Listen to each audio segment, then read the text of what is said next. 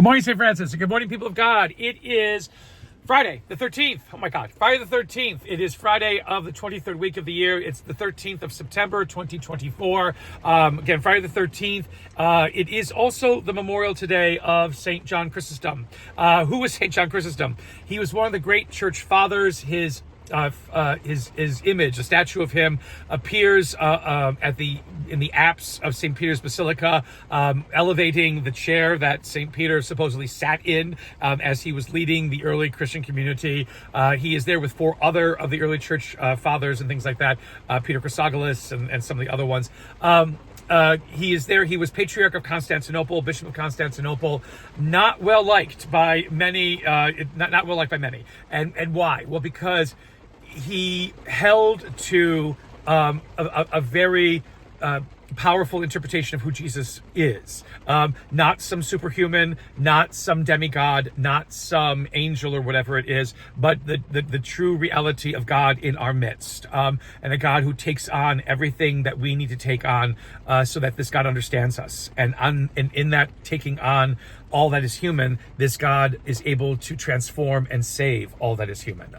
The big thing that Chrysostom fought against was many people feeling that Jesus was just the greatest of all human beings, but not God. And if that was true, then everything that Jesus tries to do to save us doesn't work, because then God is still indifferent. God is still distant from us. God still doesn't understand us and what it means to be human. The whole point of God becoming one like us is to understand this humanity to be able to transform it. And Chrysostom held to that again and again.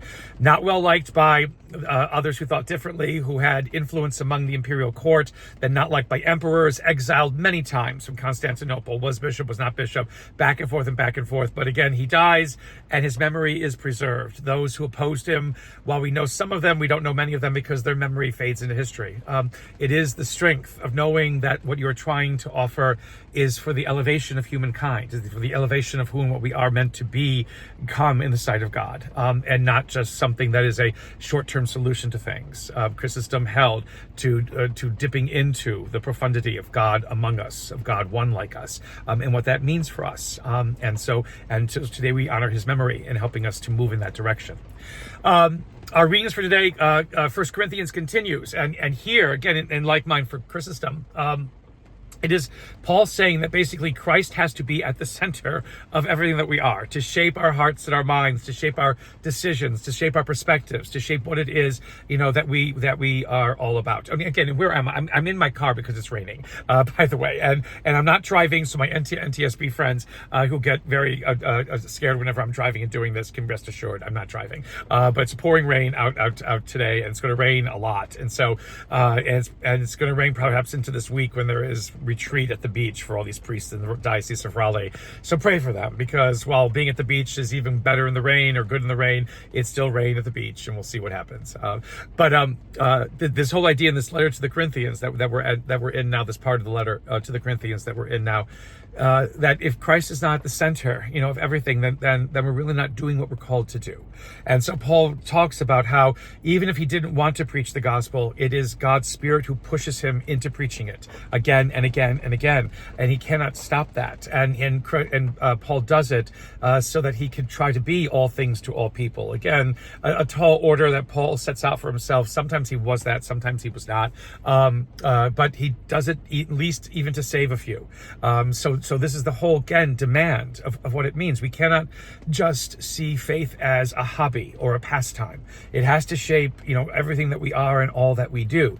Not in a way that throws people, away from us, not in a way that helps us, that makes us run away from the world or to deny the world again and again and again. Not in a way that causes us to embarrass others or to make ourselves better than others, but in a way that shows and demonstrates that there is something more to our lives. There's something more to what we are about and who we are as human beings. That we're not just governed by the world's values and the things that it thinks matters in the world. We are governed by something else. We're governed by a hope that is powerful and dynamic in our lives, and that we will never ever want to give up, because that hope helps to shape who and what we are. It is like running a race, Paul says, and we continue to run it to get to that finish line so that we can rejoice, in the fact that we were committed to this, committed to something that, again, helped us to become the best that we are.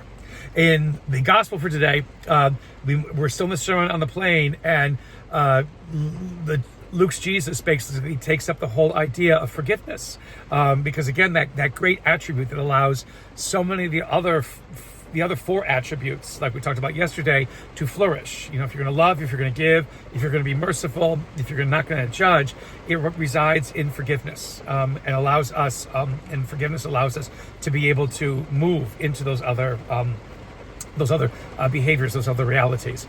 But the idea is forgiveness being mutual. Is that we have to both expect forgiveness from ourselves as well as to offer it to others. We cannot remove the speck from our brother's eye if we don't remove the plank from our own eye. That is the important thing to remember. It is a both and. That allows forgiveness to take root. That allows for forgiveness to last. When we realize that both of us make mistakes, all of us make mistakes, but out of those mistakes can grow life, can grow abundancy, can grow newness, can grow deeper realities of the wonder and beauty of who and what we are. A blessed day, even on this rainy one. St. Francis and people of God, may the Lord give you his peace.